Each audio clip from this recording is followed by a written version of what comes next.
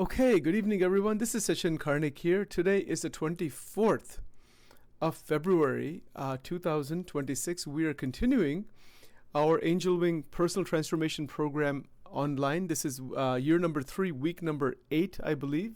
And it is such a blessing for me, as I've mentioned to you all before, to do this continuing workshop and this process of evolution into a state of self-mastery. Just a quick reminder for some of the new people that have come on, that the first 2 years were spent in this program without any break on Tuesday evenings with the goal of establishing sustained balance. Right? So we're moving further now on that foundation. So if in our lives there is not sustained balance, there are imbalances, we work on them, continue to work on them, and keep moving towards self-mastery. There's no issue with that. A lot of old recordings are all there, and you can definitely access them or ask me questions if you want, whatever you'd like, no problem at all. So I'm going to pick this up now from the last 2 weeks where we have been talking about this extraordinarily powerful truth. It's such a truth that what we have is the present moment and the next hour that's coming up. Right? That's really all. That's in our immediate future. We said this is coming up right now. And what is the quality of experience that I want in the next 1 hour? Use the pronoun I. It's not egotistical statement or anything like that. It's perfectly okay because we want to be assertive, increase our self-esteem, and be very proactive. So using the pronoun I is very good. That I want best quality experience in the next hour. That's a general statement. So if you're taking notes, please write this down. That during this week, the main practice will be to set the intention for the best quality of experience 1 hour at a time. Now that all sounds very good. But how do we make that happen? We make that happen by first writing down this statement, either on a 3x5 card or in a notebook. Write it down that I am going to have the best quality experience and I'm going to make it happen. Believe it or not, we are in charge of the quality of the experience we can have. Many times we don't believe that. We think others are in control, situations are in control, circumstances, they have influence. But in actuality, it is our own perspective, vision, intention, and self-respect. All of that is necessary. Even spirituality, belief in God, etc. All of that is necessary for the best quality of the experience in the next hour. Why is that? Remember, our goal this year is to open the door into self-mastery. Well, how do we do it? These are the techniques. These are simple and straightforward techniques. Simple in the sense they're easy to understand, I believe, relatively. But the application is where people get into trouble. They don't know how to apply it or have difficulty applying it. So let's go into it very carefully. Be very clear about the concepts. Conceptually, it should be very clear, right? First of all, we are not building a future. We're building a bright past. We've heard me say this many, many times. Write that down and make that clear. There's no such thing as building a bright future. It's impossible to do so. We can only live in the present because we are in the present. There's no other option. And the present becomes part of our memory. So we can build bright memories, not bright future. This is a completely and totally unequivocally wrong idea of building a bright future. There's absolutely no such thing as that. It is just a fantasy inside the mind. That's all it is. Only thing we can build is a bright past. And that is how happiness opens up in the present. We visualize what we would like to see happen. That visualization is called the future. But that visualization is happening in the present, and those ideas about what could be, this could be, that planning process is necessary for those experiences to come into the present and become the bright past. And if anybody has questions about that, please do ask about it after my presentation is done here. Right? So just hold off your questions until about 8:45 or 8:50 when we're done, and then we can go into it further if you would like. Okay, now the hour at a time. Literally, set the clock. Look at the clock and say, okay, what time is it now? It's 9 o'clock or 10 o'clock. Do it tomorrow morning if you'd like, and said, I'm going to have the best quality experience. Now, last time our exercise was to wake up at the same time each day for 1 week. I don't know how many of you did that or even tried that. You can let me know later on. But that builds inner strength. You see, when we have decision that we follow through on and we don't back off, it builds a tremendous amount of strength internally.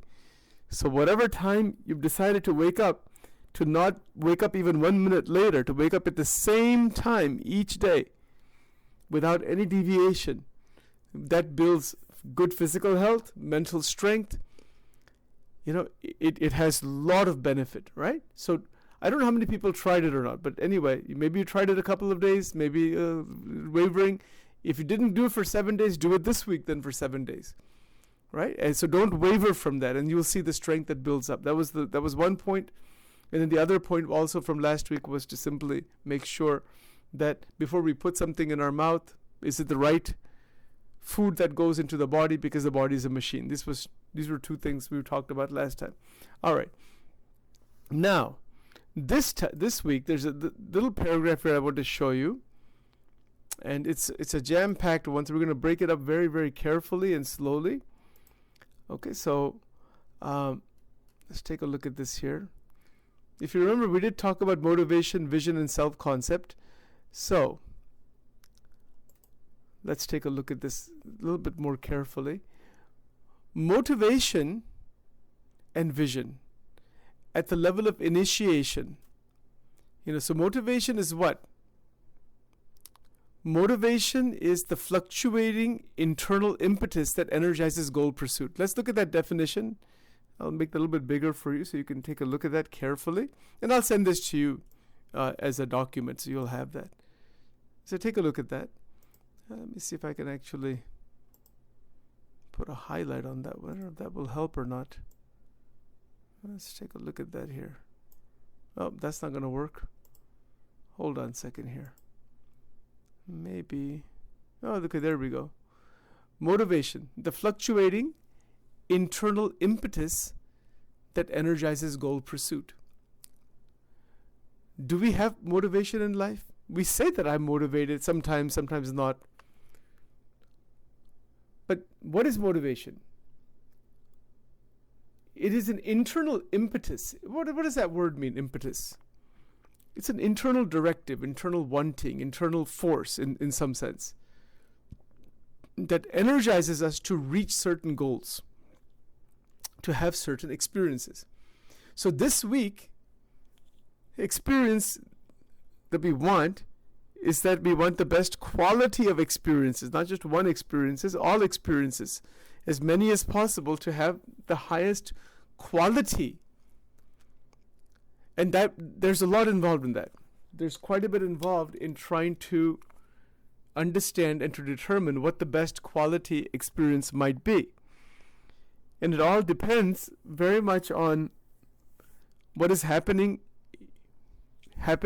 currently in our lives, what kind of reaction is going on within, and what type of action ought to be taken. Because we know quite often we want to take the right action, but we don't do so. All right? So motivation is necessary, and also vision is necessary. Vision is a guiding mental representation of desired future conditions that structures aspiration. Right? So both are necessary. This is interesting, because without having a vision, as I mentioned about the future, how are we going to be able to do anything meaningful in life? It's very, very difficult. It's extremely difficult. So motivation and vision go together. And that vision is literally of the next 1 hour. That of the next 1 hour, what is my vision? What do I want to see happen? What's my goal? What is the experience I want? So motivation and vision function most powerfully at the level of initiation, meaning they function in that transition from intention to first action. How do they become functional? I say I have motivation, I have vision. They become functional when I try to initiate, when I actually implement the vision that I have. Maybe the vision is excellent health. The vision is better quality physical development. Maybe the vision is better time management. Whatever it is. It could be anything, right? It's individualized. So if you're taking notes, hopefully you are, that motivation and vision, they become active when we initiate the action. They become most powerful. They become functional in initiation. So if I decide that I'm going to go for a half an hour walk every single day, I'm motivated for it. I have vision of it. Both motivation and vision, they function, and their power is active when I initiate. And if I don't initiate, I may have motivation and vision. It doesn't help me. Doesn't mean a whole lot. Doesn't mean much of anything at all, unless there is initiation. So there's 3 words here: motivation, vision, and initiation. There's a lot of people in this world, they have all kinds of vision. They may even be motivated to say, yeah, okay, I'm going to do this and I'm going to do that. They tell 20 people I'm going to do this and I'm going to do that. When it comes to taking the right actions at the right time, they fall short. And then they say, oh, okay, I can't do this. I don't feel like doing it now. The motivation changes, the vision changes, this changes, that changes, something changes. And the follow-through is not there. Very interesting. It's very powerful ideas. Very, very powerful. This is going to become a massive book, actually. It's the hour-by-hour concept. Already 110 pages of research have been done on this, and many more to come. But we're going to break this apart thoroughly. And I'm going to ask Dr. Chaitanya actually to have a retreat on this at some point, maybe this year in person. We'll talk more about it for many hours. It's so fantastic. Now, I hope this is clear. Now, let's go to the next sentence here, that they initiate at mobilizing a start. They excel at mobilizing a start because they increase perceived meaning, heightened reward expectancy, and generate emotional lift that makes action feel natural. Let's look at that sentence. We're going to break it down very carefully. This is the sentence we're looking at here. Let's highlight that one also. So motivation and vision excel at mobilizing a start. I'm going to get started in doing this. Fine. It mobilizes the starting process. Why? Because I have to have meaning in what I'm doing. Any action I take, what meaning does it have for me? Maybe I want relaxation. Maybe I want some kind of stimulation. Maybe I want to watch a movie. It has some meaning. So motivation and vision, to develop them, is a practice. It is a day-to-day, and literally an hour-to-hour practice. That when we wake up in the morning, we kind of know how the day is going to go. We have on our calendar things like that. Now break it down a bit further and say, in the next hour, what am I going to do? I'm going to get these 5 things done. These are the 5 things I want to do. So that's a vision for the next hour. It doesn't take long. It might take 30 seconds to less than a minute. It just takes a minute to do this. Sit by yourself. See the vision for the next hour. See the motivation. I know I should do it, but I should. So if there's a problem in the motivation, then what to do with that? If you agree with the vision, your own vision, then the motivation is increased by putting energy into that vision, that this is what I want. And everything else that is not in that vision, I'm throwing that away. Because this is my vision. This is my ego strength. This is my self-esteem. This is my self-worth. This is my self-growth. This is my vision. And I am going to put energy into that. Even though I don't feel motivated, Doesn't matter. I'm going to put energy into it, and I'm going to start walking that path. I'm just going to start taking the initiation with it. So when we initiate, the motivation will eventually increase further once we progress through it. Because the vision is the clincher. If we have a vision, and then to believe in that vision yourself, is extremely powerful. Right? So motivation and vision excel at mobilizing a start. It mobilizes us. Okay, I have things planned. I have a vision here. I have this, I have that, I have that. All right. Why is that? Because they increase perceived meaning. The meaning that has for me intrinsically. Like, for example, all of you know I work on a lot of online projects and whatever. I'm just using myself as an example. There's all kinds of recordings, whatever it is, right, that I'm doing in my life, you're doing in your life. Is it having meaning or not? We talked about the example of reading the Bible or reading the scriptures, or from a religious example, or doing your studies, or working with the family, or raising children, or helping the family. Whatever it is, across 12 dimensions, all of it. We are familiar with the 12 dimensions. We've talked a lot about them. Is there perceived meaning? Well, and the level of that perceived meaning, the level of my perception of the meaning that it has for me, the meaning, the value, the morality, the ethics, the benefit, etc., all that is implied. That is mobilized, the internal meaning, the internal value, the internal significance is mobilized by motivation and vision. I hope these points are clear. Also, motivation and vision mobilize the starting force because of the heightened reward expectancy. What is the reward? The reward is you feel good about it. Oh, why shouldn't you feel good about it? Why shouldn't you? Is something wrong in feeling good about accomplishing tasks? Of course not. We're not talking about reward in terms of addictions. Not that kind of reward. We're talking about heightened reward expectancy that is of good quality, beneficial quality, not addictive. Leave that aside. Not that type of reward.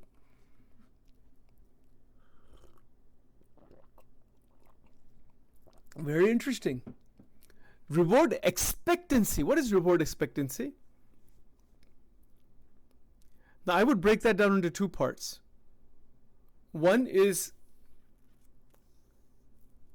reward that comes from external validation.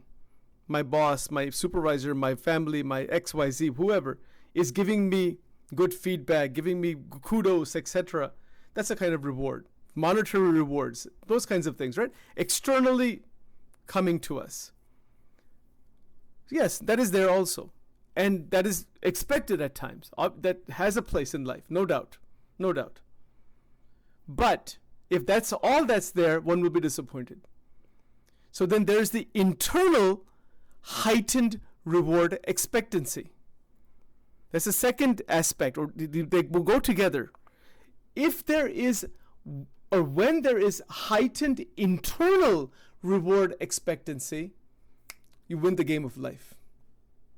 Because each action is performed with a vision, with motivation. We initiate the action because we want the good, best quality of the experience, which is part of our memory. I can look back on the memory, like just right now. We started this presentation at 8:10 p.m. There was a 10-minute meditation. It's already 8:30 or 8:29, 8:30 almost. What has Sachin done? The last 20 minutes are a bright, meaningful, heightened reward expectancy past. Just right now. I look at myself. Am I happy about it? Absolutely. Am I motivated? Yes. Do I have a vision? Absolutely. I'm not trying to boast an ego or something, just trying to share with you. This is just right now. This is not even later on. This is right now. Now it's 8:30. So as each minute passes by, a past is being built. So from 8 p.m. till right now, half an hour has gone by like that. How beautiful. There's so much beauty. So now the word beauty comes into the picture here. That the last half hour of this person's life, Sachin's life, has been beautiful. So what is the reward in this? The reward is that the work that ought to be done, that should be done, that I wanted to do, the expectancy is not simply 10 people saying, Sachin, you're doing a good job. The expectancy is intrinsic. Have I done a good job for the sake of doing a good job as a service to humanity? This is being recorded. Who knows who will see that in the future? Maybe after we're gone, nobody knows how many people it's going to touch. It's touching a few people now, and that's fine. It'll touch whoever is going to touch. But that my happiness is not based on that. That if only 100 people show up every Tuesday, then I'm happy. Then I'm going to be lost. Then I have externalized the expectancy and externalized my happiness. I can put external goals, but my happiness, if it's based only on that, I'm going to be in trouble. Please keep these points in mind. These are extremely powerful ideas. As I mentioned to you before, we are in year number 3. So it's going to get more and more advanced, but it's very easy to understand. Even though it's advanced, it's worthy of application and contemplation and discussion. I'll be with you as long as you want to really probe these things.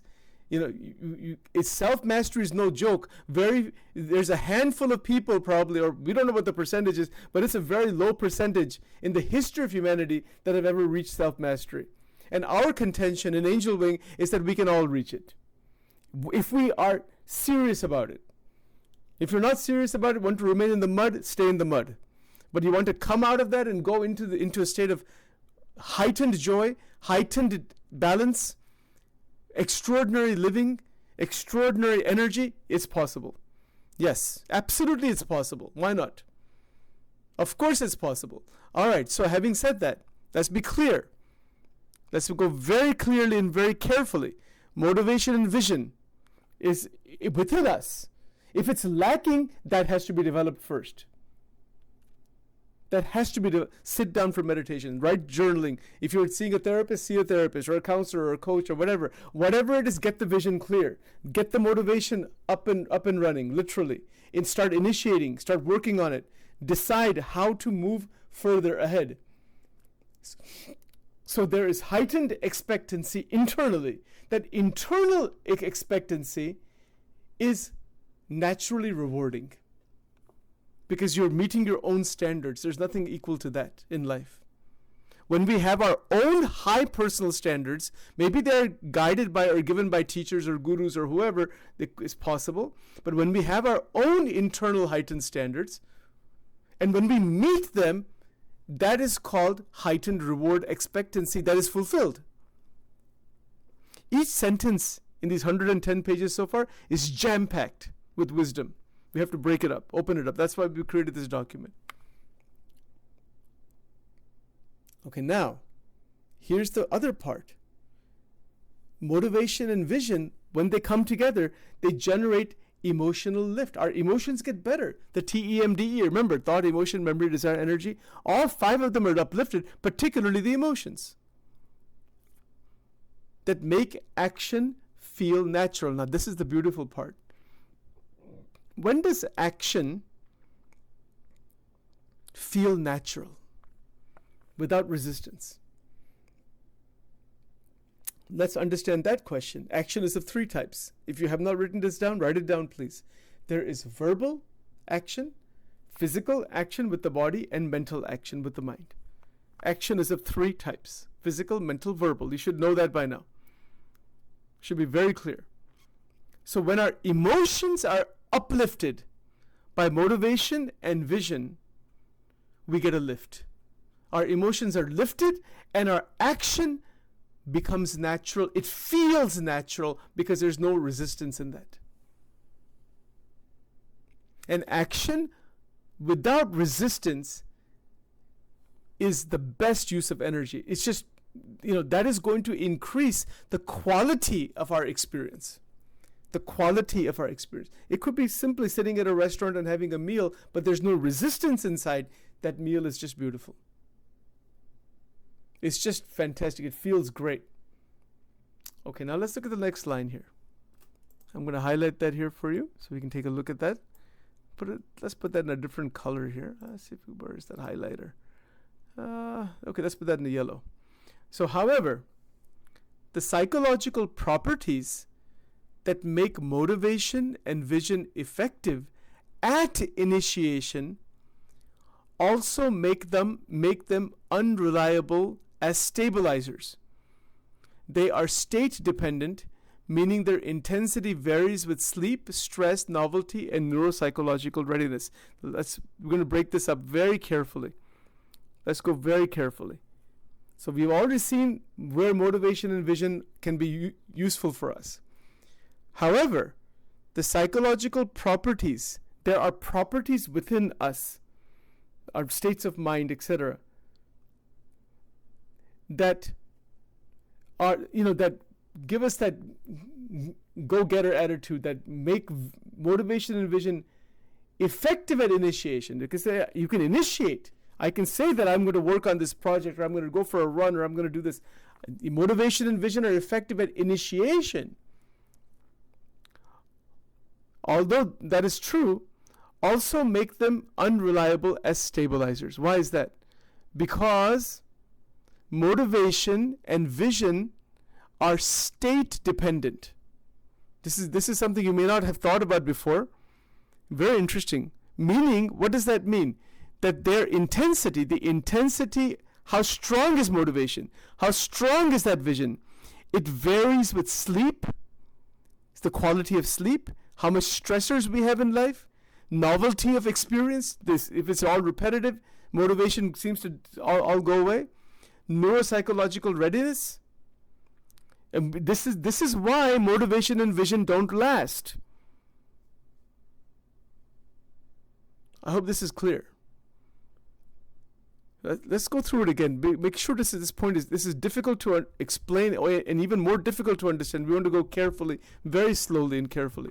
First of all, there are all kinds of psychological properties, experiences, things that are changing in the mind continuously from hour to hour, minute to minute, day to day. Those changes make motivation and vision unreliable as stabilizers. You cannot say that just because I'm motivated, I'm going to have that same motivation all the way through, and that will stabilize my life. No, it won't, because they are state dependent. How much motivation do I have, and how much vision, clarity I have? It depends on the state of my mind. Meaning the intensity of them varies with sleep. If I didn't get enough sleep, my motivation changes. And the quality of the dreams and other things like that, it changes the whole ball game. Stressors in life from all 12 dimensions change motivation and vision. Novelty. If it's the same repetitive action, it gets boring very quickly. I said, this is boring for me. The vision changes. Motivation falls away. Neuropsychological readiness. If there are changes in the chemicals in the brain function because of medications, because of food, because of weight, because of exercising, because of relationships, whatever it is, right? If the readiness is not there internally, or that readiness changes, because these things change, sleep changes, stressors change, novelty changes, neuropsychological readiness changes. They all change. That's why motivation and vision are unreliable as stabilizers. They're okay, they're excellent for initiation, but not for stabilization of long-term stability. So stabilization requires what? Let's look at the next sentence. Let's see if I can put a little lighter color here. Let's use this green color. So stabilization requires mechanisms that require, sorry, let me read that again. Stabilization requires mechanisms that remain effective when internal conditions deteriorate, whereas motivation and vision tend to weaken precisely under the conditions that most demand regulation. Let's understand this sentence. What is meant by stabilization? It's the stability of what I want to see happen. If I say that I want the best quality health, Okay, how's that going to happen? I could be motivated. I can have a vision for that. I can initiate it. Up to that point, it goes, but then it doesn't last. This is the problem. It doesn't last because of all kinds of changes within my mind. That's why. Within and outside also. So stabilization, to stabilize that goal, to stabilize within that goal that I want the best quality health, and to actually reach that goal requires mechanisms, psychological, emotional, the TEMDE mechanisms, etc. There's all kinds of mechanisms and processes within. It requires mechanisms that remain effective when internal conditions deteriorate. When internal condition deteriorates, I feel low energy. I don't feel like doing this today. Somebody said this to me and my mind is going off somewhere else. This is called deterioration. Internal condition deteriorates, but I have to have that mechanism inside that remains effective, active and effective, even when this deterioration happens. Now, what is that? I mean, that's going to be the big question, right? That's going to be the big question, and we're going to get into that. But let's understand the concept very, very clearly. That is there something within me? Let's put it this way. Let's put it as a form of a question. Is there a quality within me that remains effective even when the internal condition deteriorates? It's a question. Let's stay with that question. Now, whereas motivation and vision tend to weaken, they become weak precisely under conditions that demand most regulation. Conditions like somebody's talking to us, a family member, a friend, and now there's like a disturbance going on, an argument going on, or something is going on there, right? So my vision, my motivation, my relationship, whatever it is, something going on at work or whatever, some situation is going on, my vision changes, my motivation changes, I'm finding fault with somebody, I'm finding, why am I doing this, why am I in this thing, all that kind of stuff, it goes on real fast. This is called deterioration of energy. So motivation and vision tend to weaken. They weaken precisely under conditions that most demand regulation. The condition that where there is an argument going on, or there is somebody's making some statements about us, or some situation is happening in life that is causing us to weaken from inside, and that's really where regulation is needed. But motivation and vision just get damaged. They just sink down. So now the question is, what is that mechanism? Right? So even if motivation and vision are deteriorating, which is exactly what happens for most people, that's why they don't reach the goals that they want to reach, or not really very well, then what is that mechanism? That's a very important question. Okay. Now, there's a lot to be said about this. There's quite a bit involved in it. But I don't want to go into all the details of that right now, but because we're running out of time. But I just want to mention this. What is that? The one thing that is definitely there is awareness. Awareness of the degradation, that this is beginning to degrade. So even the motivation and vision will change because of the circumstance inside. So recognize that. Recognize it. And say, I am not going to damage my good quality experience, not allow anybody on the outside, any situation on the outside, anybody on the outside, or my own mind on the inside to damage my best quality experience. That is an assertive, self-determination, powerful self-talk statement. By making it clear to yourself that you're not to allow anything on the outside to contaminate the inside. And not even one's own changes in motivation, changes in so many factors. Whatever the changes are, whatever the changes are, that is not going to impact my inner happiness, my inner stability. No way. That determination nobody can make for us. Only we can make that for ourselves through the aid of others, gurus, teachers, scriptures, great ideas, whatever. Use any aid you want. But the determination has to be your own. Nobody can make it for this thing. Because as life goes on, as hours go on, motivation changes. Vision also changes for the next hour. I said, I want to do these 3 things. I don't want to do it now. I want to do something else. I will do this. That will not lead to mastery. Situations always change in 12 dimensions. So something changes at work. Supervisors change. Whatever change. Family members will have different moods and feelings and whatnot, and their lives change. Everything changes around us. Our own motivation and vision change. Then someone will say, wait a minute, are you saying that they can't remain consistent? They can, but that requires a lot of inner development for that to happen, so that the vision doesn't deviate. And that means a buy-in to that, and time and energy and effort and a real emotional intrinsic buy-in has to be there, that this is what I want and this is going to happen no matter what. Like in my case, this PTP program is going to be there at 8 p.m. on Tuesday evening, come whatever may in life. The 7 years are going to go by. We're already at year number 3.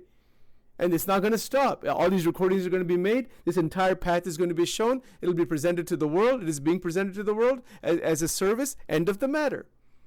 That's all there is. There's no other confusion in that. There's no deviation from that. It's absolutely crystal clear in my mind this is going to happen. That's all there is to that. There's no deviation from that.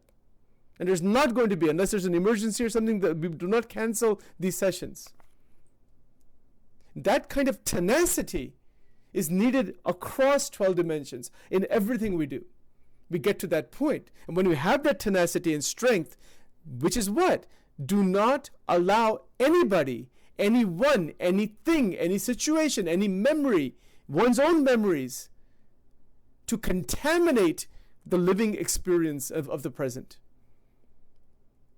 And that is what builds energy from inside. And it will re-energize motivation. It will re-energize vision. It will re-energize patience and tolerance and acceptance and harmonious living. It will re-energize us from the inside out in the most beautiful way. Let me stop here for now. Just remember, what is the exercise? Just very simple. I want the best quality experience. Not only do I want it, I am going to make the best quality experience for me. Use I and the me. It's not an ego statement. It is a self-affirming statement. Use the I, the pronoun I. And if you want to use religious language, you can say, by the grace of God, this is being done. By the grace of my teachers, my gurus, my masters, whatever it is. Jesus, etc. Jesus, Krishna, whatever the deity, whichever form one may be in, fine, you have that.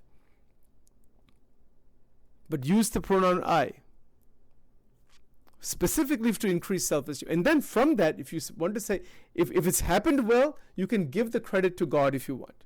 That's absolutely beautiful, rather than the ego grabbing hold of that. That's beautiful. I hope these points are clear. Let's do the closing song, and then we will then open it up for Q&A.